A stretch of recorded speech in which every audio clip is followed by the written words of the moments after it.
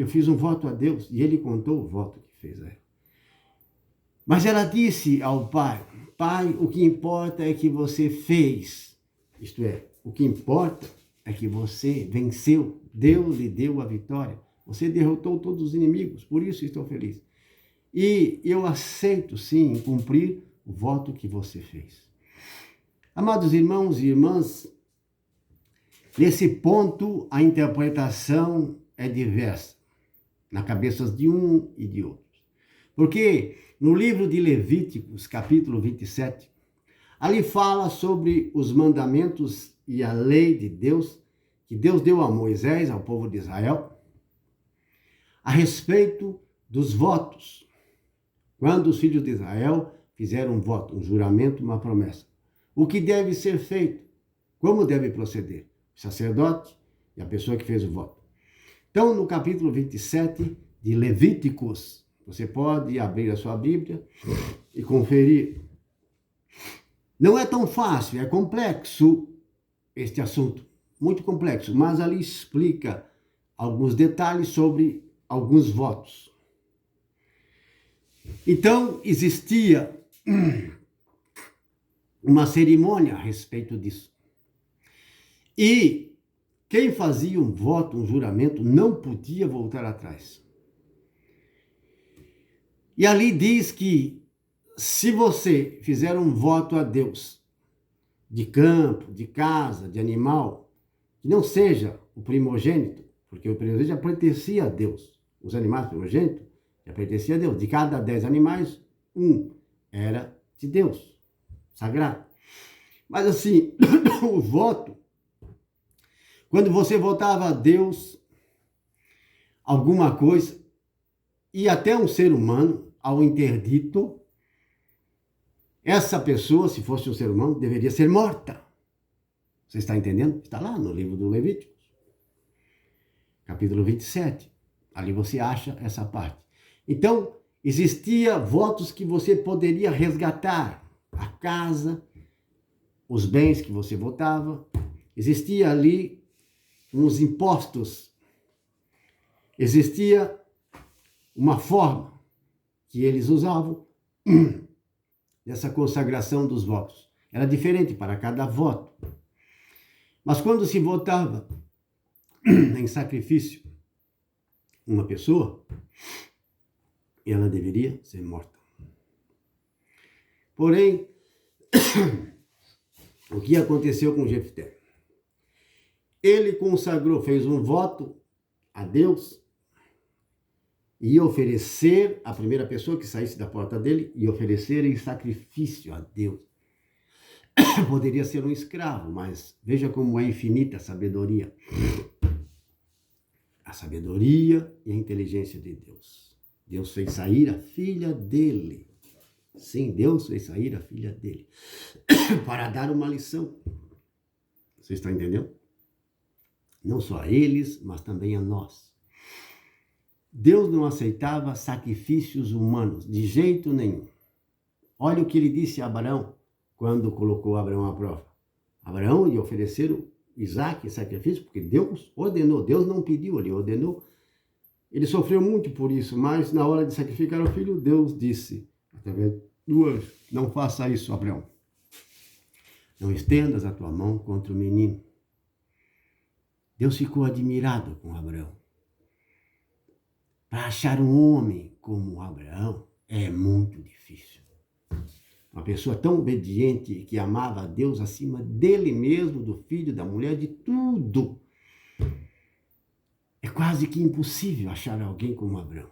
Deus se admirou, por isso fez grandes promessas. E essas promessas, todas sobre Abraão e sua descendência, se cumpriram e estão se cumprindo até hoje e vão se cumprir até a volta de Cristo.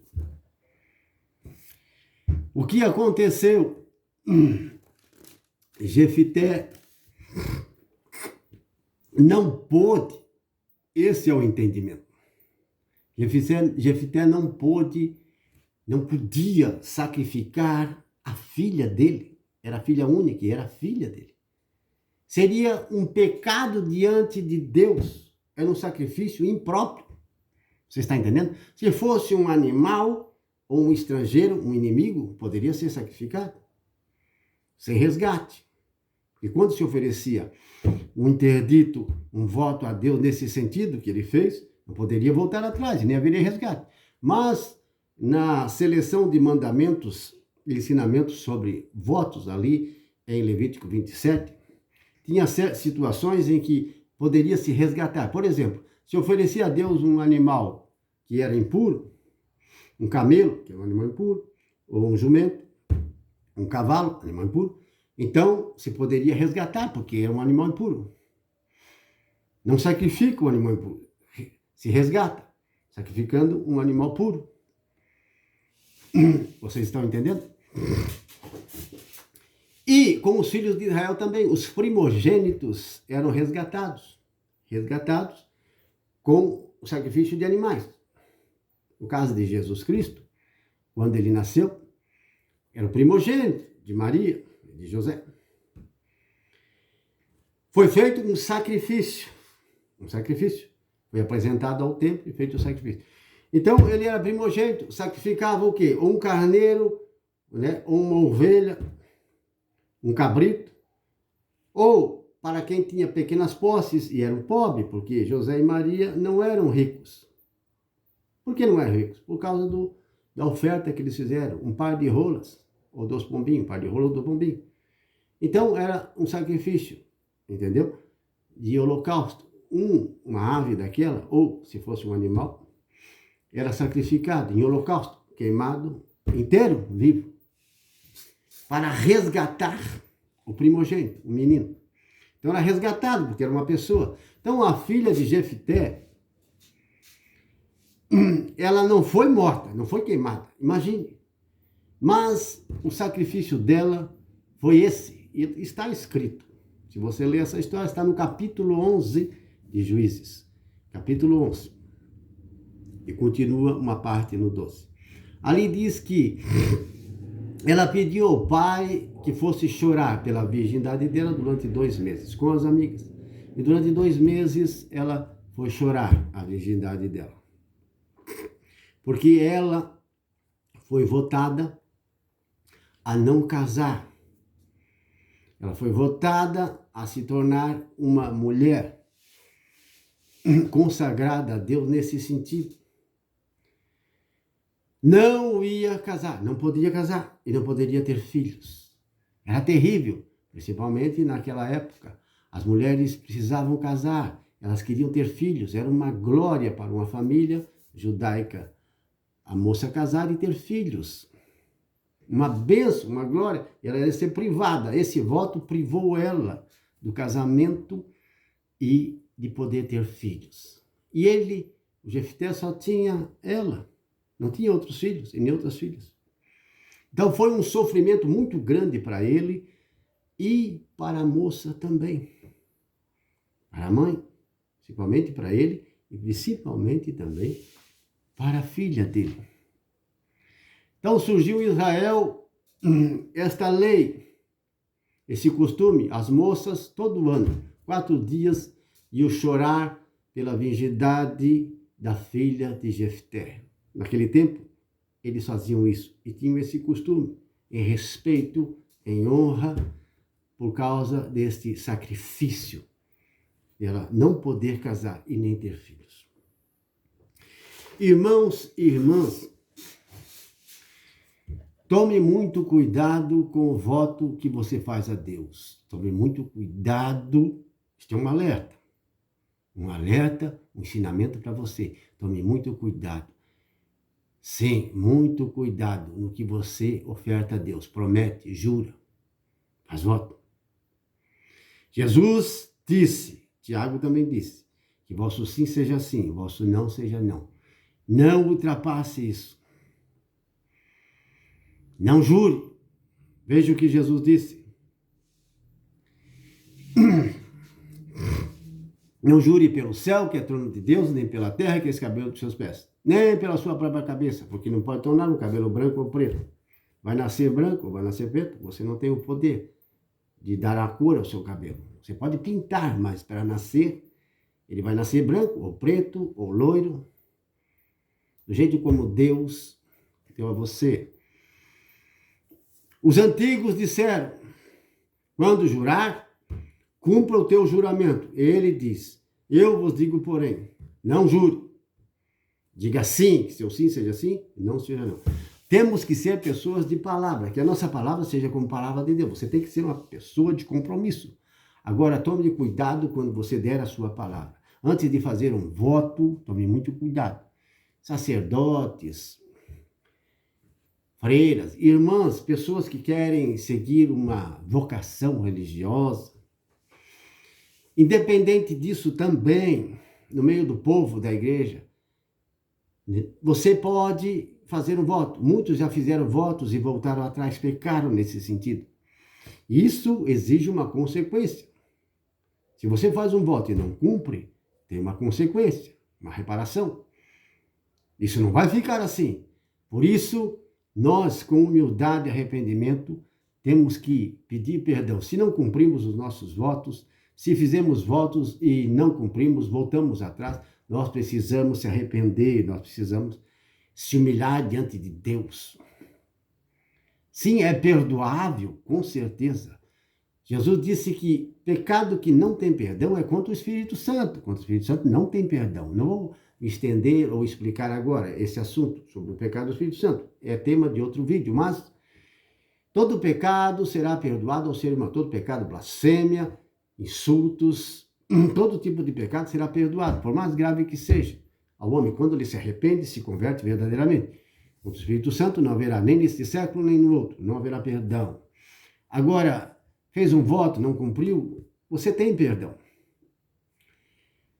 Você cometeu um pecado, mesmo que seja grave, você tem perdão. Você não pode ficar prostrado e voltar atrás de vez. Fazer como Caim.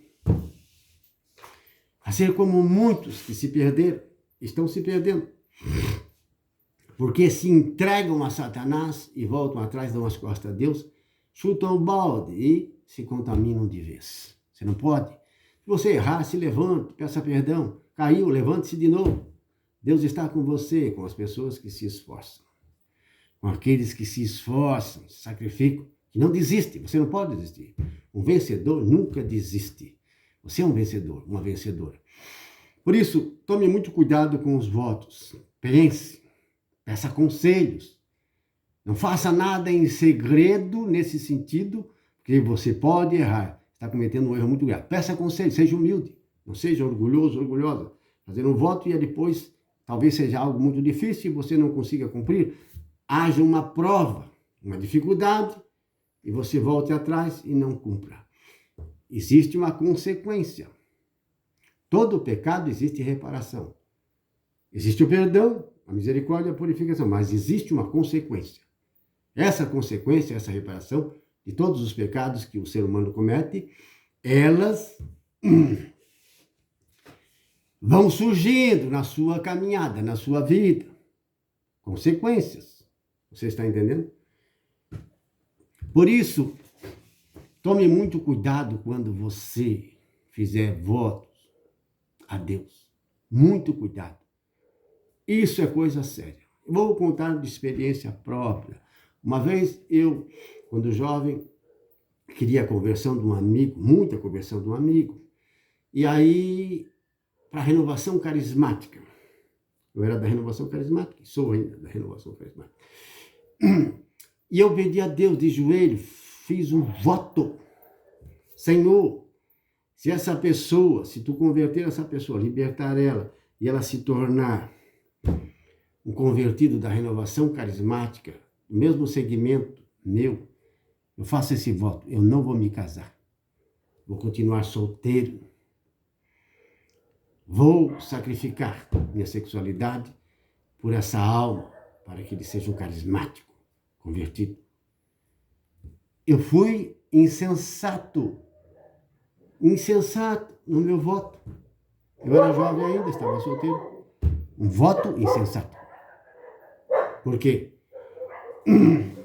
Porque naquele calor, naquela graça de Deus, naquele sentimentalismo, naquela força do Espírito, você pensa, futuramente, que vai ser sempre assim, tão bom, e vai estar sempre forte, e nunca vai cair, e não vai aparecer dificuldades tão grandes lá na frente, e de modo que você vai tropeçar, as dificuldades vêm, as provas vêm, e o que acontece? Você pode voltar atrás.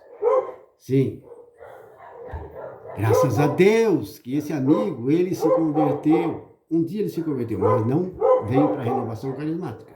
Se converteu e se tornou evangélico. Mas o voto que eu fiz foi esse. Porque depois eu casei. Sim, eu casei. Veja. Mas ele não veio, mas se converteu para a igreja evangélica. E os evangélicos também são de Deus. E os católicos também são. Os evangélicos estão errados? Estão, muito. E os católicos também. Mas estão certos ou errados? Sim, os evangélicos estão certos e estão errados também. Os católicos estão certos e também estão errados. Tem muitos pontos, sim, muitos pontos negativos de erro. Mas precisamos ficar com o que é certo. Porque fazer a vontade de Deus é fazer o que é certo. Fazer o que é certo. Então, os católicos e os pentecostais evangélicos têm o lado certo, o lado bom, verdadeiro, excelente. Une esses lados bom, verdadeiro, excelente, essa unidade, você vai ter graças e bênçãos à abundância. Mas também pregam erros em nome de Deus, pregam. Ambos os lados pregam erros em nome de Deus, infelizmente, porque a Bíblia é complexa demais, um livro muito antigo, e são diferentes, as traduções, são milhares delas, são diferentes umas das outras. E todas elas têm erros, e por causa desses erros, não de Deus, não do Espírito Santo, mas dos tradutores, as pessoas tomam ao pé da letra, o que acontece? Tomando ao pé da letra, literalmente, certos versículos e textos, elas entram em contradição. Não é a Bíblia que está em contradição, mas as pessoas, por falta de uma maior e melhor consagração a Deus. E, principalmente, por falta de humildade. Não é fácil ser humilde. As pessoas estão muito orgulhosas. Os católicos, os evangélicos pentecostais estão muito orgulhosos. Como é difícil renunciar ao orgulho, como é difícil fazer baixar o nível desse orgulho. Uns têm um orgulho grande, outros menor. Nós temos que baixar, até zerar o orgulho e ser humildes. Por quê? Olha o que Pedro diz na primeira carta, capítulo 5, versículo 8, 9. Ele diz: todos vocês se revistam de humildade, porque Deus resiste aos soberbos, mas dá sua graça aos humildes. Veja que ele resiste aos soberbos, ele não dá, não abençoa, não dá força. Você não recebe nada quando é orgulhoso, na sua oração, na sua vida, na sua conduta. Mas os humildes recebem, eles crescem, eles desenvolvem, amadurecem e adquirem maior conhecimento, discernimento. Consegue discernir e saber qual é a vontade de Deus e qual não é, o que é certo, o que é errado. O povo falta para o povo, para os pregadores, para a liderança principalmente, discernimento, entendimento, compreensão das Sagradas Escrituras, da vontade de Deus. Não só da Sagrada Escritura, mas da vontade de Deus. A vontade de Deus é essa. Que você faça o que é certo. Que você respeite o próximo, as coisas do próximo, a vida do próximo, o terreno do próximo. Respeite o nome de Deus, a palavra de Deus, a lei de Deus. Respeito. Quando a gente perde o respeito com os outros, a gente está transgredindo o mandamento do amor ao próximo e do amor a Deus. Então, precisamos ter esse cuidado. Todo aquele que se exaltar será humilhado, mas aquele que se humilhar será exaltado.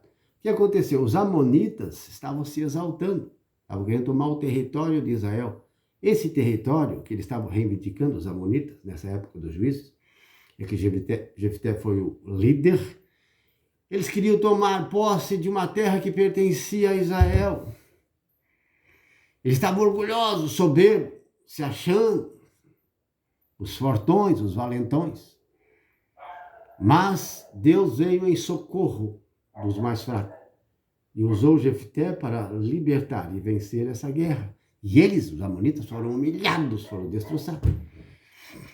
E os efraimitas, os de Efraim, que eram irmãos, também se exaltaram e disseram: você não nos chamou para a guerra para ajudar você contra os amonitas?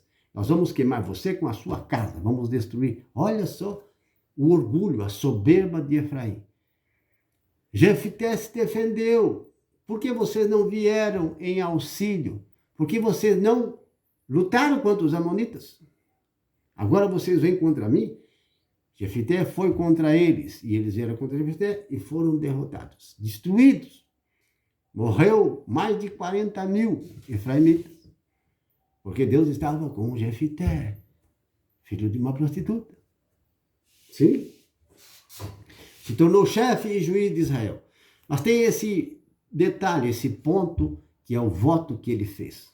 Então, para nós aprender, é um ensinamento, não fazer um voto insensato, um voto temerário. Cuidado do que sai da sua boca quando você promete e jura a Deus. Isso acontece muito no altar. As pessoas que casam na igreja, pessoas que casam diante do juiz, seja diante do juiz civil, seja diante do religioso na igreja, seja você pentecostal ou católico, você está casando, recebendo a bênção. Ali existe uma cerimônia, existe um juramento de fidelidade. E este juramento, esta promessa de fidelidade é a mais quebrada, é a mais profanada. E tem consequências muito sérias esta violação desse juramento do casamento entre o homem e a mulher, quando os noivos estão no altar e se casam. Estou falando de um casamento verdadeiro, não arranjado, não um casamento imposto por causa de interesse financeiro ou de outras coisas. Estou falando de um casamento verdadeiro. Quantos casamentos são violados? No juramento, na promessa. Eu juro ser fiel na tristeza, na doença, quando as coisas for bem ou quando as coisas for mal. Eu até o fim. Eu já vi cada testemunho. Mulheres jovens que casaram e seus maridos ficaram numa cama, paraplégico, imóvel. Sim, jovens bonitos, saudáveis. De repente aconteceu um drama, algo que os deixou numa cama, numa cadeira de roda. Mudou toda a aparência, perdeu todo aquele encanto, aquela beleza, mas a mulher está ali, fiel, cuidando do marido, abraçando, beijando. Eu vi cada testemunho lindo a respeito disso. Que elas continuem assim, sendo fiel, mesmo nessa situação. E tem o contrário, às vezes o marido está de pé, forte ainda, e a mulher cai numa cama. A esposa. Vem uma tribulação, vem uma dificuldade, uma prova muito grande, e ele precisa ficar com ela e cuidar dela. Às vezes é um filho, uma filha, às vezes é o esposo ou a mulher. Esse é o momento, é a prova. Fidelidade. Que Deus abençoe muito essas pessoas que são fiéis, mas a maioria se torna infiel. A mulher trai o marido e o marido trai a mulher. E a divórcio, a separação e a desgraça na família e na sociedade inteira. Os filhos ficam perdidos, as crianças. Quantos se casam 1, 2, 3, 5, 6 vezes, até mais? Tem filhos com 1, 2, 3, 4. Quantas mulheres? E as mulheres, quantos maridos? Uma depravação, uma corrupção, uma desgraça nas famílias. A fidelidade, sim, fidelidade na sua palavra. Você tem que ser uma pessoa de palavra, mas tome cuidado com o que sai da sua boca, porque Deus vai pedir conta. Ele vai pedir conta de cada palavra que sai da nossa boca. Mateus capítulo 12, versículo 36. No dia do juízo, os homens terão que prestar conta de toda a palavra que sair da sua boca. É por tuas palavras que você será julgado ou condenado. Cuide muito bem do que você fala. Tem muito pregador, pastor, pastora, evangélicos e outros católicos que têm um costume de, na pregação, falar um palavrão, uma palavra maldita, uma palavra impura, maligna, durante a pregação. E eles não corrigem, não voltam atrás. Tem alguma coisa errada na vida desse pastor, desse missionário, desse pregador, seja ele quem for, católico, evangélico. Não é possível. Deus abomina palavras torpes, palavras malignas, palavras imundas, perversas. Tome cuidado com o que você diz. No dia do juízo, ele vai cobrar. Todos nós teremos que comparecer diante do tribunal de Cristo para prestar conta de nossas obras. E nossas palavras também são obras. Por isso, teu sim seja sim, teu não seja não, e seja cumpridor, fiel daquilo que você fala. Seja homem, mulher de palavra. Você dá uma palavra, você tem que cumprir. Mesmo que você tenha um prejuízo por causa disso. Mesmo que você esteja perdendo. Mas você dá a palavra, você tem que ser fiel nessa palavra. Amém? Deus nos abençoe. Amém.